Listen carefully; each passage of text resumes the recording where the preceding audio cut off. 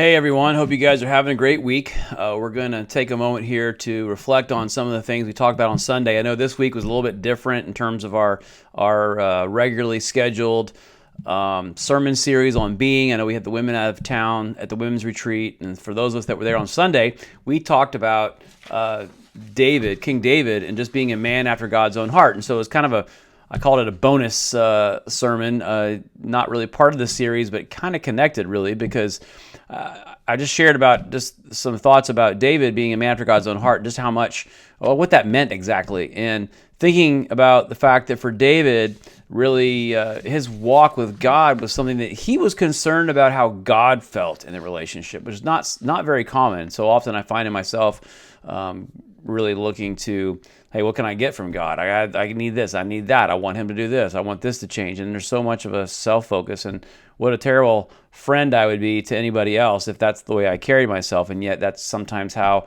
I can be towards God, and I would guess many of us can be. And so we talked about what made David different, and I think that his concern for God and God's feelings and God's opinion and God's view kind of came out in a couple different ways. We talked about how he defended God's honor. We talked about how he frequently inquired of God before acting on anything. And even when he was in sin, he was intensely concerned about what God thought about it and very concerned for God's forgiveness. And we see this in the situation with Bathsheba and as David repented of that. So I wanted to kind of continue this thought process a little bit today or tonight, and take a look at another example, a couple of examples in the scriptures, and then give us some things to talk about for our small groups.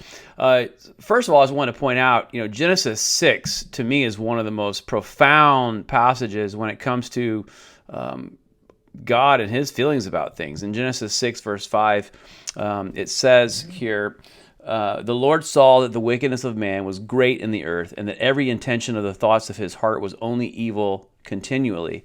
And the Lord regretted that he had made man on the earth, and it grieved him to his heart. That's a pretty profound statement. I mean, we often think of God as being sort of detached and just, yeah, he made everybody, but just kind of looking down from heaven and kind of with a patronizing look, what's wrong with all these people down there, and I've created them. But really, it troubled God deeply that mankind had digressed to such a point. And this passage happens right before he finds Noah, and right before the flood, and of course all the things that transpire with that.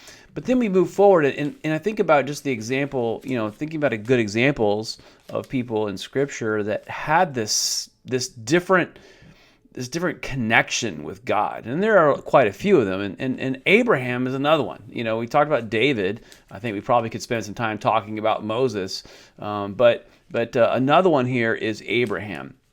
Now, I want to look at a couple passages that have to do with Abraham. Sorry, I'm trying to get my pages to turn here. But in Genesis chapter 12 and verse 1, we find, it says this. If I can get these pages, I should have printed this out. It says, "Now the Lord said to Abram, go from your country and your kindred and your father's house to the land that I will show you, and I will make of you a great nation, and I will bless you and make your name great so that you'll be a blessing. I will bless those who bless you, and him who dishonors you I will curse, and in you all the families of the earth shall be blessed." So Abram went as the Lord had told him, and Lot went with him. Abraham was 75 years old when he departed from Haran. So, God calls Abraham to go to Canaan. I mean, this is crazy. God says, look, I'm going to bless you. I'm going to, make your name great. Abraham is 75 years old, no children. He believes God, and so much so that he actually uproots his entire family and trucks across the Fertile Crescent from basically what is modern day Iraq all the way around to what's now modern day Israel, and going around the desert. It's a long trip, basically, let's put it that way. And yet Abraham trusts God. He hears God. But God initiates this. God reaches out to him and says, look, I'm going to bless you. And we see this relationship that Abraham has with God, where God says to him, look, man, I'm going to bless you. And Abraham believes it.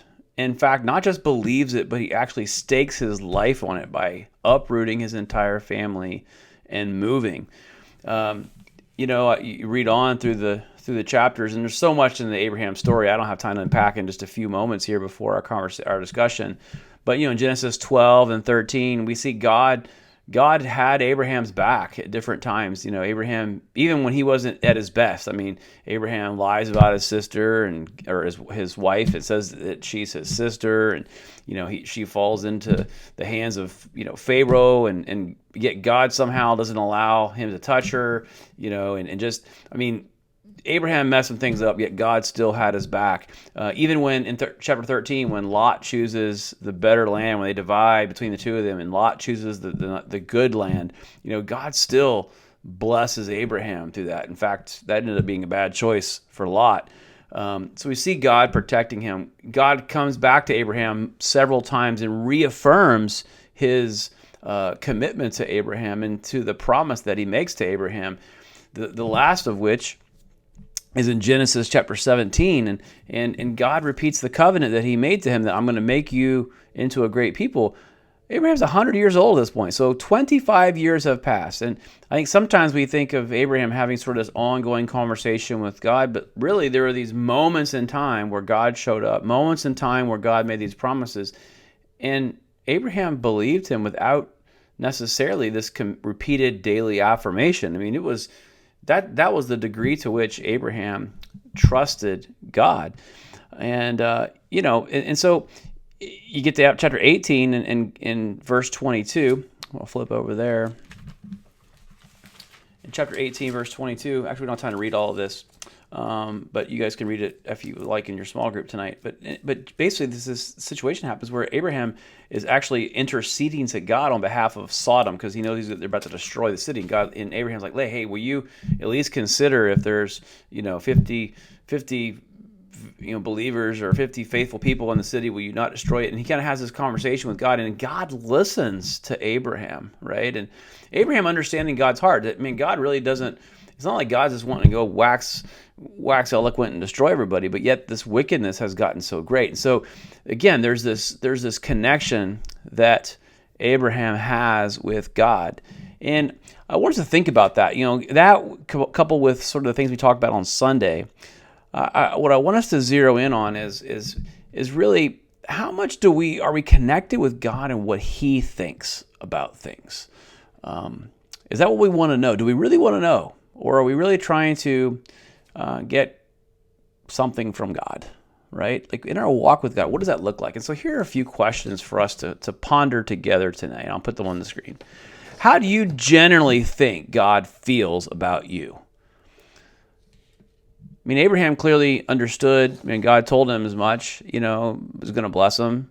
But, and even David, I think there was a certain, David had sort of the knowledge and understanding that God had chosen him to be king. But, what do you generally think God feels about you? I think this is an important question for us to ponder.